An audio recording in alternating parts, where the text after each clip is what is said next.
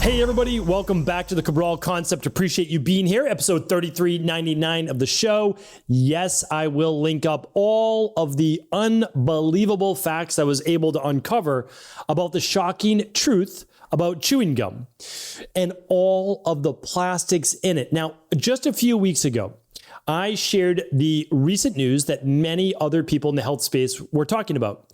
How just chewing gum for about 8 minutes, not even, releases over 3,000 microplastics into your mouth that could then be absorbed into the capillaries through the under the tongue and then into your bloodstream.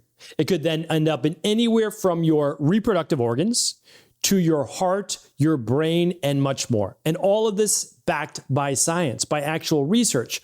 Autopsies done on human beings, as well as looking at even the plaque in an individual's arteries. So I started to look at it and I said, okay, well, it's probably just the wrappers that the gum is packaged in, right? Which are plastic coated. And then when they're shipped on a UPS or FedEx or, a mail-based truck, all of that heat begins to absorb more of those plastics into the gum itself.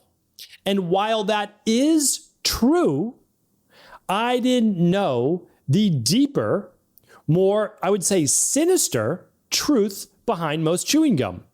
And now there are some companies doing it right, and I'll share those because I always want to call out the good guys in all of this. But as they're referring to it now as big gum, like big pharma, right? This is unbelievable. So I'm going to get right to it. I did a little bit of research. I looked at some of the top brands. So I said, let's look at these ingredients. So I clicked on Trident. All right. So let me just share with you, when I click on Trident, what it actually shows as the ingredients for their gum. And then again, not saying anything negative about the company, just sharing with you exactly what the ingredients are. And of course, I'll link it up. First ingredient, sorbitol. All right, what is that? It's a sugar alcohol. What is the second ingredient? Gum base. We'll come back to that in a second because that's not an ingredient. Xylitol is the third ingredient. That's another sugar alcohol. Then glycerin, a more natural-based preservative, natural and artificial flavor. Okay, so and then after that, what else is in there? Blue 1, mannitol, another sugar alcohol, soy lecithin, sucralose, artificial sweetener, yellow 5, right? And it contains phenylalanine. So, I mean, this is literally, in just my opinion, a toxic product. It has dyes, paint dyes in there.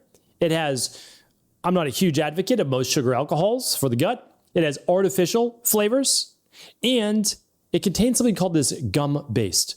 I'm going to give you one more example, and then we're going to actually go over what is that gum base. So the next one is a childhood favorite of mine. It's called Hubba Bubba. All right, what's in Hubba Bubba? The first one, this is not trying to be a sugar-free gum. So the first ingredient is just sugar. Second ingredient is gum base, this mysterious gum base. Hold on to that one for a moment. Third ingredient, corn syrup, right? We know where that comes from.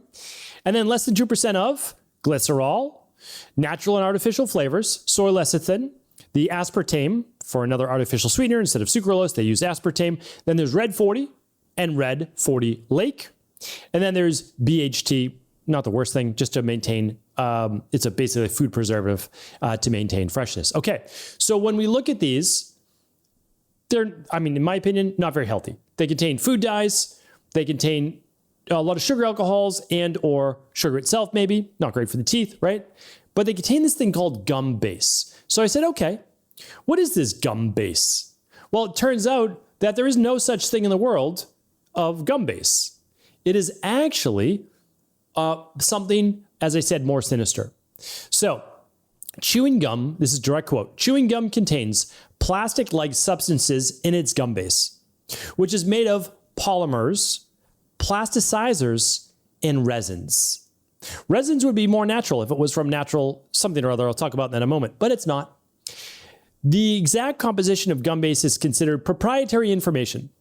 However, it is typically derived from and includes synthetic rubbers, derived from petroleum-based polymers, which polymers are plastics, such as polyisobutylene, PIB, which are also used in the manufacturing of plastic bottles and inner tubes, like rafts. These materials contribute to the chewy and elastic nature of gum. The FDA has evaluated these substances and has decided that out of the 46 substances that it evaluated for a gum base, it determined that these are somehow safe, that chewing plastic was somehow safe, and that the main ingredient that people believe is part of this gum base is usually made of polyvinyl acetate.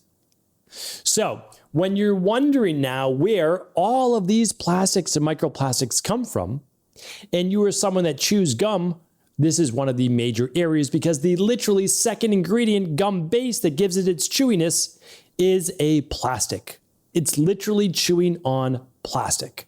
This is not healthy. We know all of the damage that microplastics do in terms of inflammation and leading to other diseases in the body. So not ideal. So when I saw this, obviously I knew I had to bring it to your attention.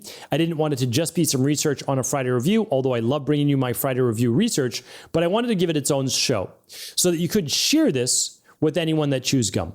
Now, I always want to give you a safer alternative. In my opinion, I'm not a big gum chewing advocate. If you wanted to chew some gum post-meal that was essentially sugar-free to improve overall digestion, maybe strengthen your jaw, but I don't think that you need that. I mean, you can just chew food, right? Chew veggies, like that's, it's going to be pretty hard to chew. And that's going to be worthwhile. Chew your food 30 times, right? Before swallowing, that's going to improve.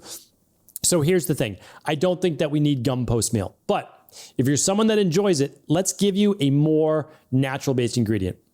I have no affiliation with this company, but just a couple weeks ago, I gave you 2 natural gums to choose from. Let me give you that show, and we'll also link it up here today. Again, today's show is $33.99. Let's see what that show was.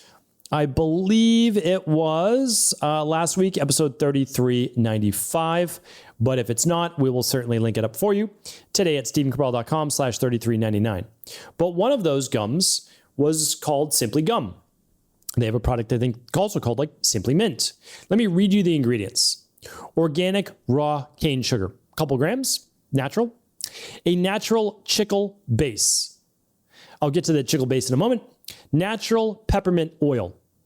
Organic vegetable glycerin. Organic rice flour. And as someone that helps to manufacture products, I can share with you exactly why all of these are in there. Organic cane sugar to give it flavor and sweetness. Natural peppermint oil to give it flavor, like an essential oil. Organic vegetable glycerin used as a natural preservative. You either use alcohol typically, or you use vegetable glycerin for natural preservative. Organic rice flour to make all of these things congeal together, and also coat the outside so it doesn't stick to other pieces of gum because they're not individually wrapped in plastic paper. Okay. Now, instead of a gum base, they use chicle. Chicle was, people say, well, there's always been a gum base. Yes.